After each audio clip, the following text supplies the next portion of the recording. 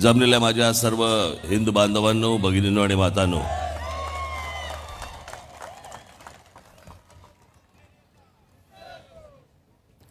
निवडणूक आता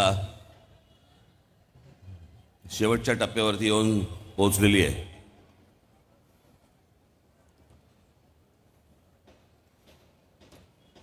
त्या दिवशी या वरळी मतदारसंघामध्ये वरळी कोळीवाड्यामध्ये माझी सभा झाली.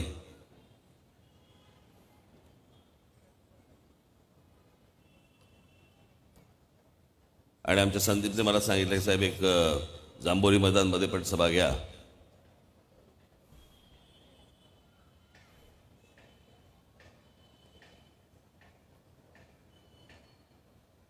एखाद्या मतदारसंघामध्ये 2-2 सभा अशा फार मी कमी घेतल्या, त्यातली ही वरळी आहे.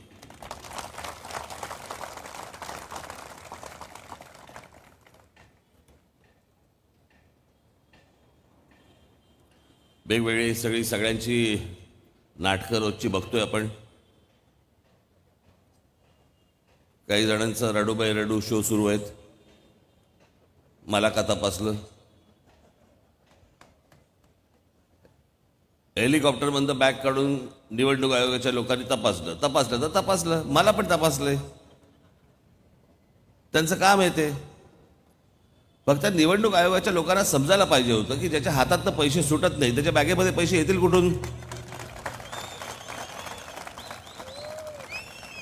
शक्य तरी आहे का?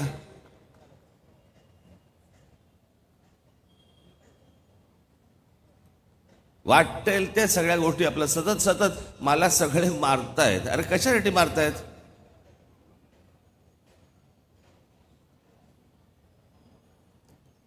स्वतः इतक्या जणांची मारली, त्याचं काय? त्याचं कोण बघणार नाही.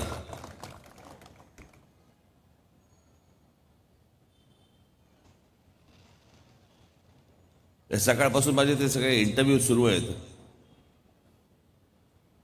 आणि एक प्रश्न आपला कायम सगळ्यांचा, वरळीमध्ये तुम्ही उमेदवार दिला नव्हता, परंतु तुमचा मुलगा उभा आहे तिकडे सगळ्यांनी उमेदवार दिला असेल.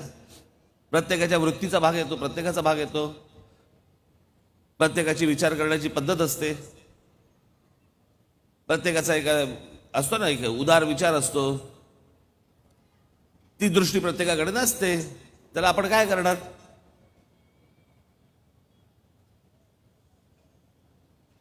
आणि कोणी या सगळ्या मतदारसंघामध्ये कोणी उभा करावा किंवा न करावा, महाराष्ट्र नवनिर्माण सेना स्वतंत्रपणे निवडणूक लढवते आहे.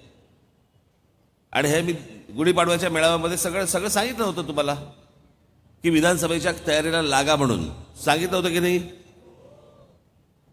मग कोणी उमेदवार उभा केला काय, नाही उभा केला काय, आपल्याला काय फरक पडतोय?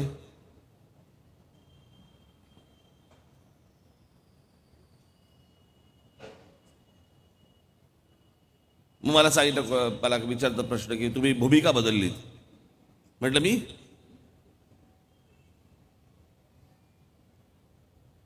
आज तुमच्या सगळ्यांच्या साक्षीने एकदा सांगूनच टाकतो.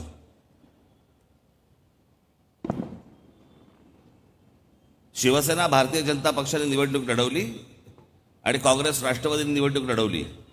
लोकांनी शिवसेना भारतीय जनता पक्षाला मतदान केलं, लोकांनी काँग्रेस राष्ट्रवादीला मतदान केलं. हे तर बरोबर आहे. 2019ची निवडणूक संपल्यावरती माननीय बाळासाहेबांची पूर्ण हयात गेली ज्या काँग्रेसला विरोध करण्यामध्ये. स्वतःच्या स्वार्थासाठी, स्वतःच्या गळ्यामध्ये मुख्यमंत्री पदाची माळ घालण्यासाठी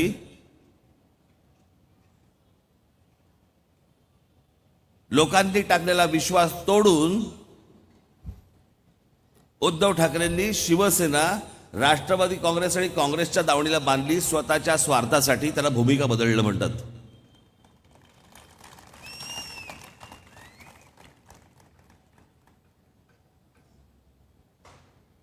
मी माझ्या स्वार्थासाठी नाही बदलली भूमिका. मला ज्या वेळेला एखादी गोष्ट योग्य वाटते, एखादा माणूस योग्य बोलतोय असं वाटतं, योग्य भूमिका घेतोय असं वाटतं, मी त्यावेळेला त्याची प्रशंसा करतो. मला असं वाटतं की चुकीच्या भूमिका येत आहेत, चुकीच्या भूमिका घेतल्या जात आहेत, त्यावेळेला मी टीकाही करतो.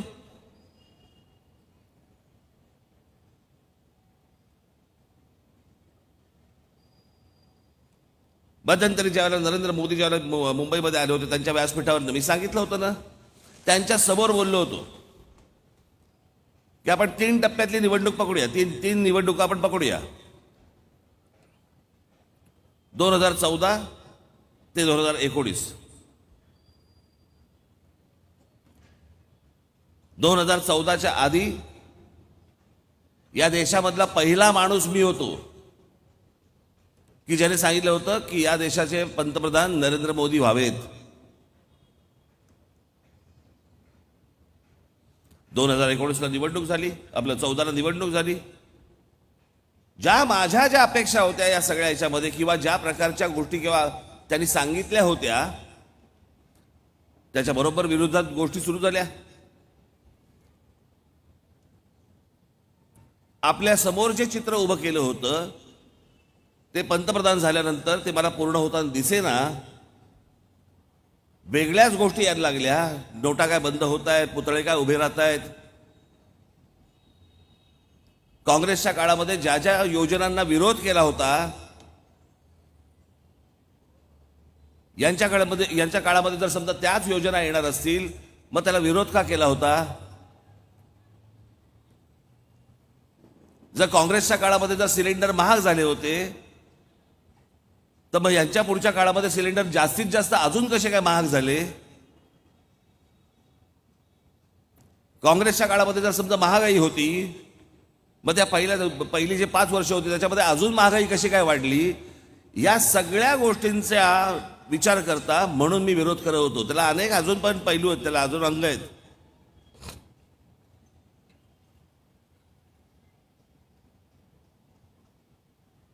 दोन 2019ची निवडणूक संपली आणि 2019च्या निवडणूक संपल्यानंतर अनेक गोष्टी अशा झाल्या की ज्या योग्य झाल्या, चांगल्या झाल्या. जसं काश्मीरमधला 370 कलम हटवलं गेलं, जसं ज्या कारसेवकांनी इतके कष्टाने तिथपर्यंत गेले होते, ते बाबरी मशीद तुटली, फोडली. जे कारसेवक तिकडे गेले असताना ज्या मुलायमसिंग यादवांच्या पोलिसांनी तिकडे उत्तर प्रदेशमध्ये गोळ्या झाडल्या होत्या कारसेवकांवरती, अनेक कारसेवक त्याच्यामध्ये गेले. त्या मला अजूनही डोळ्यासमोर आहे ते चित्र. त्या शरयू नदीमध्ये अनेक ती प्रेतं पडली होती. त्या कारसेवकांच्या आत्म्याला शांती मिळाली ते राम मंदिर बांधल्यानंतर.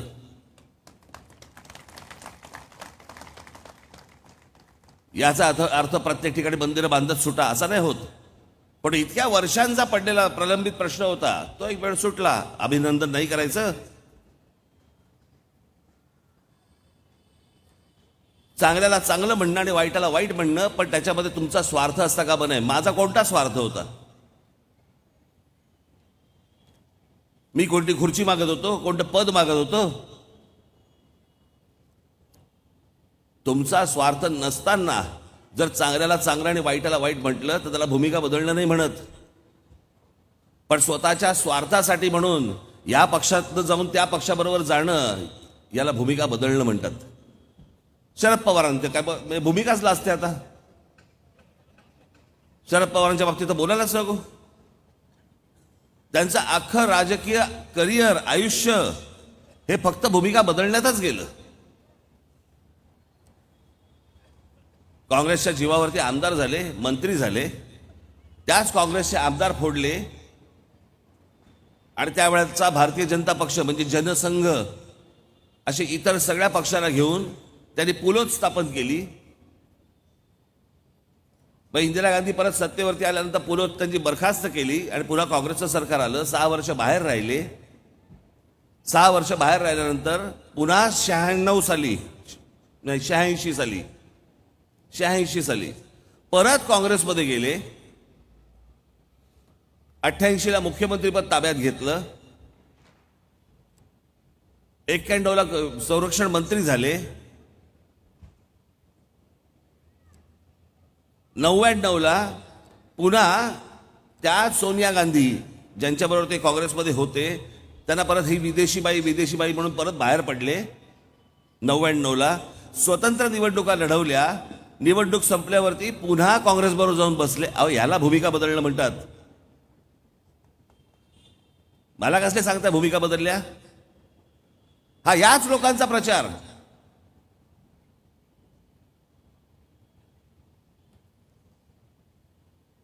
आतापर्यंत काढून बघा, महाराष्ट्र नवनिर्माण सेनेने आतापर्यंत अशा कोणत्या भूमिका बदललेल्या आहेत? मी तुम्हाला भूमिका बदलल्या भारतीय जनता पक्षाने बदललेल्या आहेत. काही वेळेला परिस्थिती त्या राज्यांमध्ये तशी होत जाते. त्यावेळेला काही भूमिका तुम्हाला घ्याव्या लागतात, काही असतात. सगळ्यांनी बदललेले आहेत, पण त्या राजकारणासाठी आहेत. मी कोणतं पद पदरामध्ये पाडून घेण्यासाठी म्हणून बदलली नव्हती.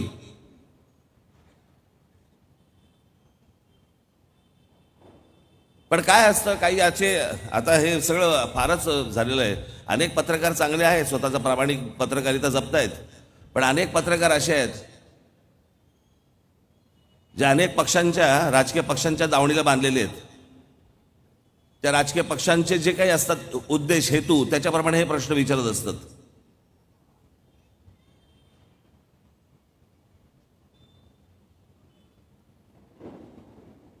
मला काल तो एक जण मला पत्रकार सांगत होता, पण ते आता तुम्ही भारतीय जनता पक्षाची कुठची भाषा बोलताय? म्हटलं, मी कुठची भाषा बोलतोय? एक गोष्ट आहे समोर, जी मला आणि तुला जर तीच दिसत असेल तर मी त्यांची भाषा बोलतोय का तो माझी भाषा बोलतोय, याला काही अर्थ आहे का? म्हटलं. म्हणून मी माझ्या बाजूला शिवाजी महाराजांचा एक पुतळा होता. म्हटलं, इथे घोड्यावर कोण बसलेलं दिसते तुला? तो बोलला, शिवाजी महाराज. म्हटलं, मला पण शिवाजी महाराज दिसत आहेत. म्हटलं, मी काय त्यांची भाषा बोलतो का तुझी?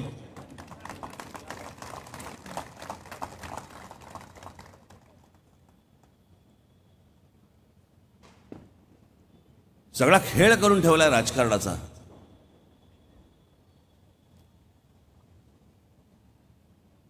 याचं कारण तुम्ही रोजच्या धकाधकीच्या आयुष्यामध्ये या सगळ्या गोष्टींकडे खोलात जाऊन बघत नाही, विचार करत नाही, आणि म्हणून ते हे सगळं समोर येतं.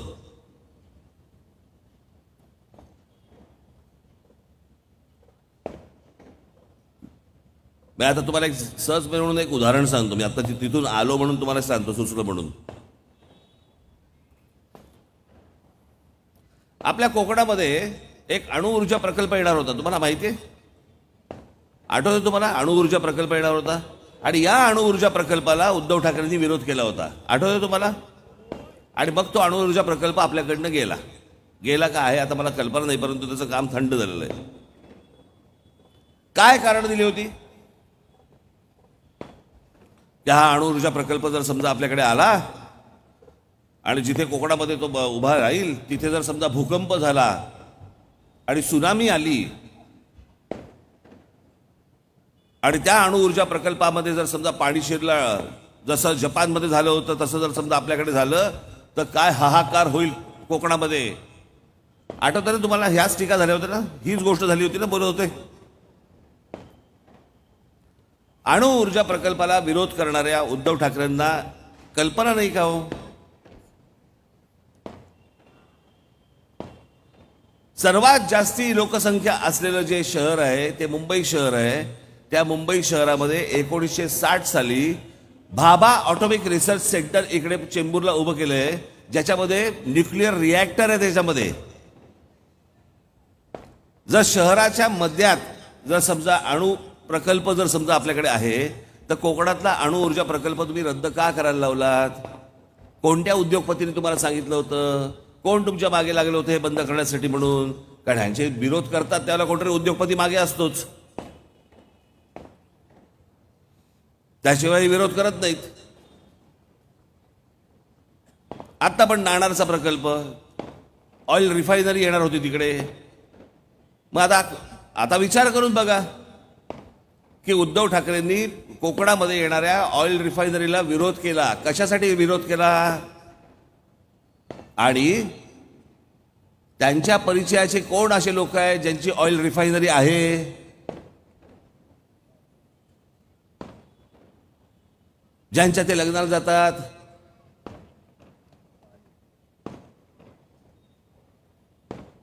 अजून एक ऑइल रिफायनरी आली तर आपला मित्र तोट्यात जाईल,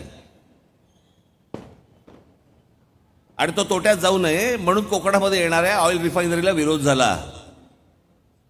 हे नुसते विरोध असे सहज होत नसतात, याच्या मागे खूप मोठं राजकारण असतं, आणि नुसतं साधं राजकारण नसतं, त्याच्या मागे सगळं आर्थिक राजकारण असतं.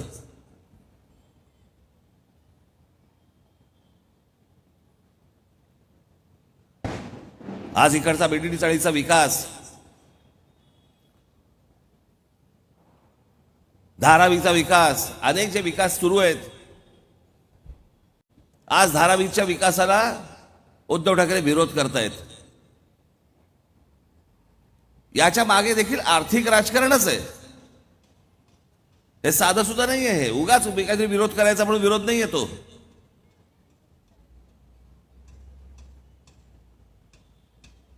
ही बाबांनो तुम्ही गोष्ट लक्षात घ्या. तर जसा बीडीडी चाळीचा विकास, या विकासामागे आर्थिक राजकारण आहे. काय होणार आहे, काय नाही होणार आहे. आज माझ्याकडे अनेक बीडीडी चाळीमधले अनेक माझ्याकडे रहिवासी आले होते, अनेक व्यापारी येऊन गेले. त्यांच्या समोर त्या सगळ्या लोकांना बसवलं, मुख्यमंत्र्यांच्या समोर बसवलं.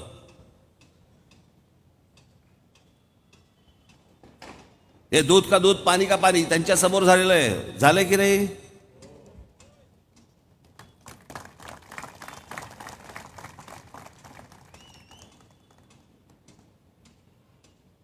तुम्ही या महाराष्ट्राचे नागरिक आहात, तुम्ही या मुंबईचे नागरिक आहात, तुम्ही कसले रडताय?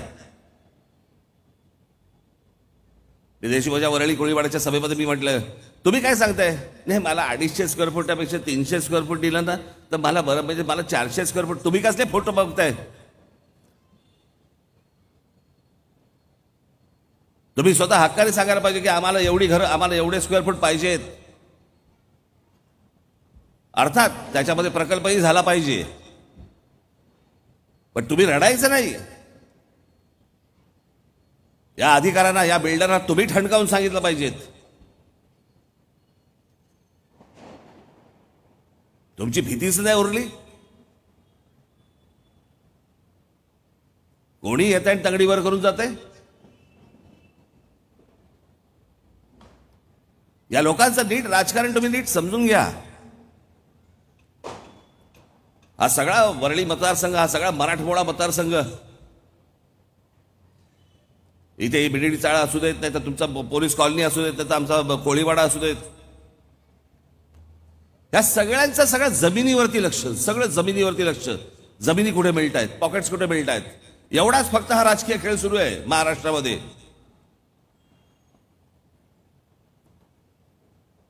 हे ज्या प्रकारच्या गोष्टी यांनी केल्या राजकीय, जो अपमान तुमच्या मतांचा केला,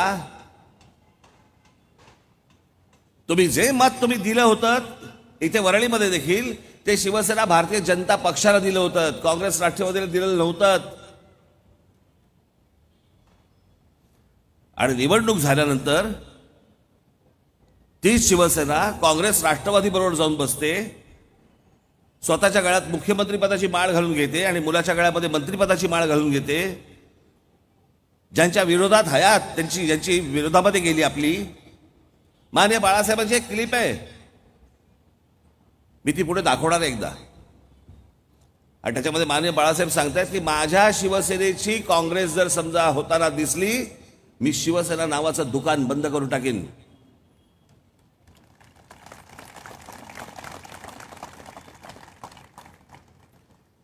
आणि आज तीच शिवसेना काँग्रेस राष्ट्रवादी बरोबर, ज्यांच्या विरोधात तुम्ही आजपर्यंत ही निवडणूक लढलीत, लोकांना सांगितलं हे काँग्रेस राष्ट्रवादीवाले हरामखोर आहेत म्हणून तुम्ही सांगितलं, त्या राष्ट्रवादी काँग्रेस बरोबर तुम्ही जाऊन बसलात स्वतःच्या स्वार्थासाठी. याला भूमिका बदलणं म्हणतात.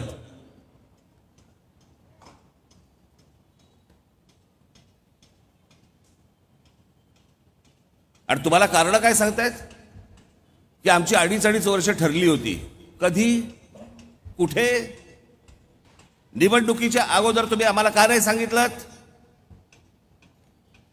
निवडणुकीच्या अगोदर तर कोण बोललेलं नाहीये. उद्धव ठाकरे कधी त्यांच्या भाषणामध्ये बोललेले नाहीयेत की शिवसेना आणि भारतीय जनता पक्षामध्ये आमच्यामध्ये करार झालेला आहे, 2.5 वर्ष त्यांची असतील, 2.5 वर्ष आमची असतील. कधी बोलल्याचं आठवतंय? नाही. ज्या वेळेला 2019ला निकाल लागले आणि त्यांच्या लक्षात आलं की आपल्याशिवाय ह्यांची सरकार बसू शकत नाही, त्यावेळेला त्यांनी भारतीय जनता पक्षाला पिळायला सुरुवात केली की आम्हाला 2.5 वर्ष द्या. अमित शहा म्हणाले की तुम्हाला 2.5 वर्ष आम्ही देतो आणि आम्ही 2.5 वर्ष घेतो. मी तुम्हाला 2 सभा सांगतो, 2 सभा. एक नरेंद्र मोदींची सभा आणि एक अमित शहाची सभा. या दोन्ही सभांना उद्धव ठाकरे व्यासपीठावरती होते आणि या दोन्ही सभांमध्ये एका सभेमध्ये मोदी आणि एका सभेमध्ये शहा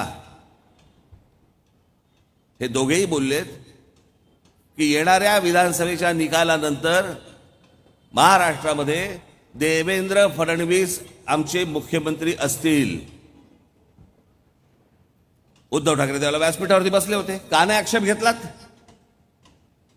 का नाही विचारलं अमित शहाना? अरे आपलं तर ठरलं होतं 2.5 वर्षाचं, हे तुम्ही काय सांगताय देवेंद्र फडणवीसांचं? निवडणुकीचे निकाल लागेपर्यंत उद्धव ठाकरे काहीही या विषयामध्ये कधीही बोललेले नाहीयेत. काढून बघा, आता तर काढणं सोपं आहे. जा युट्यूबवरती जा आणि 2019च्या उद्धव ठाकरेंच्या सगळ्या सभा आहे का? कुठेतरी बोललेत की बाबा 2.5 वर्ष आमची आहेत, 2.5 वर्ष त्यांची आहेत, बोललेत का? दाखवा. मग निकालानंतर कुठून आलं हे सगळं? ज्या दिवशी निकाल लागला त्यावेळेला भारतीय जनता पक्षाबरोबर पिळवणूक चालू होती आणि त्याच वेळेला काँग्रेस राष्ट्रवादी म्हणजे शरद पवार आणि काँग्रेस बरोबर ह्यांची आतून चर्चा पण सुरू होती. हा तुमच्या मताचा अपमान नाहीये? जर समजा मी त्यावेळेला उमेदवार उभा केला नव्हता, या वरळी मतदारसंघाबद्दल तुम्ही भरघोस मतांनी त्यांचा उमेदवार निवडून दिलात, तोही शिवसेना भारतीय जनता पक्ष म्हणून निवडून दिलात आणि निवडणुका झाल्यानंतर ज्यांच्या विरोधात तुम्ही निवडणुका लढवल्यात, ज्यांच्या विरोधात तुम्ही मतदान केलात शिवसेना भारतीय जनता पक्षाला, शिवसेना उठली आणि त्या काँग्रेस राष्ट्रवादीबरोबर जाऊन बसली, हा तुमच्या मताचा अपमान नाहीये?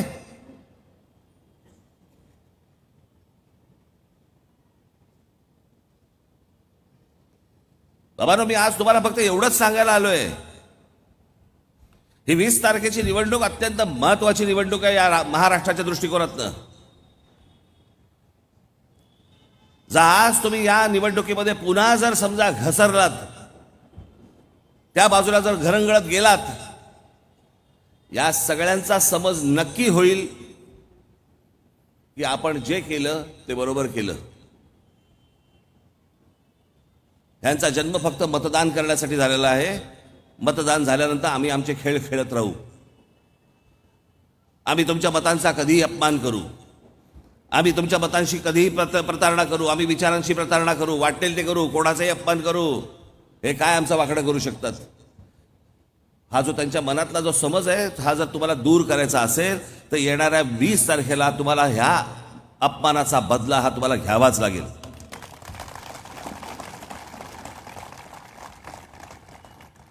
आणि जर हे समजा झालं नाही तर भविष्यातलं महाराष्ट्राचं राजकारण बर्बाद झालं म्हणून समजा, महाराष्ट्र बर्बाद झाला म्हणून समजा. हे अशाच प्रकारचं राजकारण ह्याच्यापुढे महाराष्ट्रामध्ये सुरू राहणार आणि महाराष्ट्रामधल्या येणाऱ्या भविष्यातल्या सगळ्या पिढ्या या ह्यांच्या खाली फक्त लोळत राहणार, लोळत.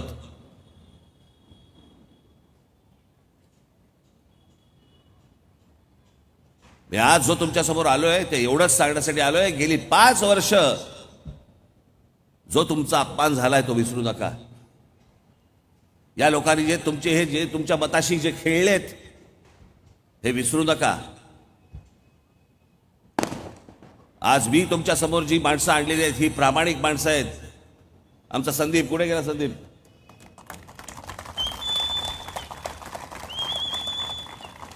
एका गोष्टीची तुम्हाला तर 100% हमी देतो, 100%.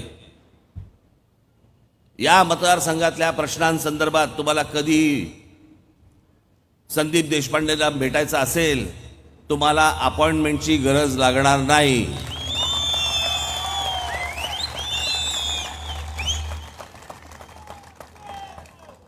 आणि म्हणून ही पोटामध्ये आग असलेली ही सगळे माझे सहकारी येत्या 20 तारखेला आपण कुठेही न चुकता गेली 5 वर्ष डोक्यामध्ये ठेवून झालेला अपमान न विसरता तुम्ही येत्या 20 तारखेला जेव्हा मतदानाला सगळेजण उतराल, आज फक्त संदीपच नव्हे, तुमच्या जे परिचयाचे जे नातेवाईक जे मित्रपरिवार महाराष्ट्रभर असतील त्या सर्वांना आपण भेटावं, फोन करावा, सांगावं की येणाऱ्या विधानसभेच्या निवडणुकीमध्ये महाराष्ट्र नवनिर्माण सेनेच्या माझ्या सर्व उमेदवारांना रेल्वे इंजिन या निशाणीवरती बटन दाबून सगळ्यांना आपण प्रचंड प्रचंड प्रचंड मताने विजयी करावं अशी एक आशा अपेक्षा आपल्याकडे बाळगतो आणि आपणा सर्वांची मी रजा घेतो. धन्यवाद. जय हिंद, जय महाराष्ट्र. महाराष्ट्र नवनिर्माण सेनेचा श्री राजसाहेब ठाकरे यांचा साहेब केवळ दोन तीन मिनिटं घेतो. तेलुगू मनोरू कंपू संगम अध्यक्ष शेकेले आणि त्यांच्या सर्व सहकाऱ्यांच्या वतीने आपलं स्वागत करण्यात येते आणि श्री संदीप देशपांडे यांच्या नेतृत्वाला पाठिंबा देण्यासाठी आपल्या वरळीतील तमाम नागरिक आपल्या मनसेमध्ये प्रवेश करतायत. त्या सर्वांचं आपण इथे स्वागत करावा. मी राजसाहेबांना विनंती करतो की आपण त्या सर्व मुलांचं स्वागत करावं. प्लीज या या.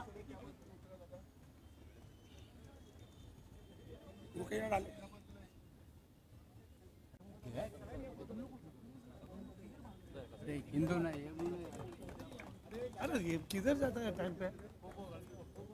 एक मिनट का बोलो प्रवेश कर रहे 2 मिनट. अर्सल 2 जन खाली जा ना ताई, खाली जा. त्यांना जायला जागा द्या ना, जायला जागा. खाली क्या अन्ना अन्ना अन्ना मैं लेके जाता हूँ उनको, पहला नीचे तो जाना सबको. आज वरळीत या संदीप देशपांडे यांच्या पाठीशी संपूर्ण वरळीकर उभी आहे. या सर्वांसाठी एकदा जोरदार टाळ्या वाजवा. महाराष्ट्र नवनिर्माण सेनेमध्ये प्रवेश केलेला आहे. आपल्या संदीप देशपांडे यांच्या पाठीशी खंबीरपणे ही सर्व मंडळी उभी आहेत. त्यासोबत आपल्या श्री राजसाहेब ठाकरे यांच्या पाठीशी खंबीरपणे उभे आहेत. आपण सर्वांचे इथे मनपूर्वक स्वागत मनसेमध्ये, महाराष्ट्र नवनिर्माण सेनेमध्ये. एक प्ले कर गाणं, एक चांगलं गाणं प्ले. मनसेमध्ये आपल्या वरळीमध्ये महाराष्ट्र नवनिर्माण सेनेमध्ये प्रवेश केलेल्या आहेत या सर्व नागरिकांचा रहिवाशांचं महाराष्ट्र नवनिर्माण सेनेच्या वतीने आपलं मनपूर्वक स्वागत. आपण सर्वांनी राष्ट्रगीतासाठी उभं राहायचंय. सर्वांनी राष्ट्रगीतासाठी उभं. हा बरोबर. चला चला चला चला. हो चला राष्ट्रगीत सुरू करा. प्ले करा.